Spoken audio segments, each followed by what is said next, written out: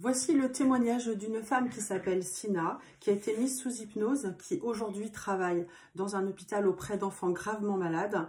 Et elle raconte son histoire d'une de ses vies antérieures, comment ont été créées les âmes sur Terre. Attention, ça dépote, vous n'êtes pas forcément prêt. Je suis un thérapeute traditionnel de par ma formation.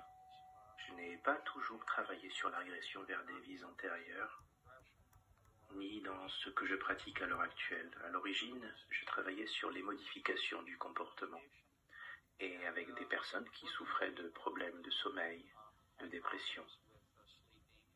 Puis, des gens sont venus me demander, puisque je pratiquais l'hypnose.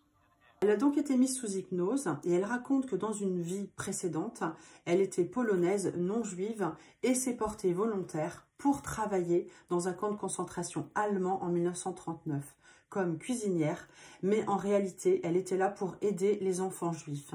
Malheureusement, elle y perdit la vie dans ce camp et elle regrette de ne pas avoir davantage pu aider ses enfants.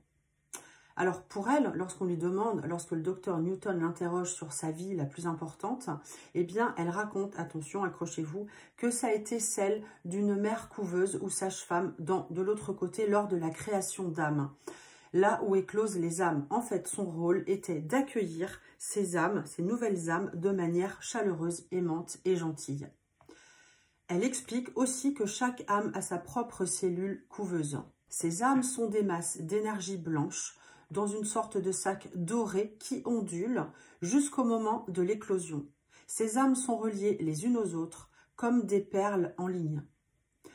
Ensuite, les mères couveuses nettoient leur énergie, c'est-à-dire les enveloppes de leur énergie blanche qui donnera confiance, amour, compréhension, compassion dans de futures réalisations pour les âmes. Elles leur donnent conscience de leur nouvelle existence au moment du réveil.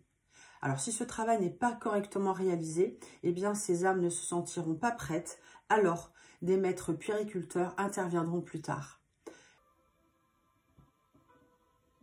Il y a deux sortes de personnes, celles qui comprennent ce qu'est l'hypnose, quel est son pouvoir et qui réalisent qu'elle a un véritable effet. L'hypnose a d'ailleurs été reconnue comme un véritable outil thérapeutique en 1968 par l'American Medical Association, ce qui, entre nous, est relativement tardif quand on considère tout ce temps où l'hypnose a été pratiquée. Ce que je veux souligner, c'est que les patients sous hypnose n'ont pas d'hallucinations. Leur esprit n'est pas inconscient, il est tout à fait éveillé et conscient de tout ce qui se passe autour d'eux.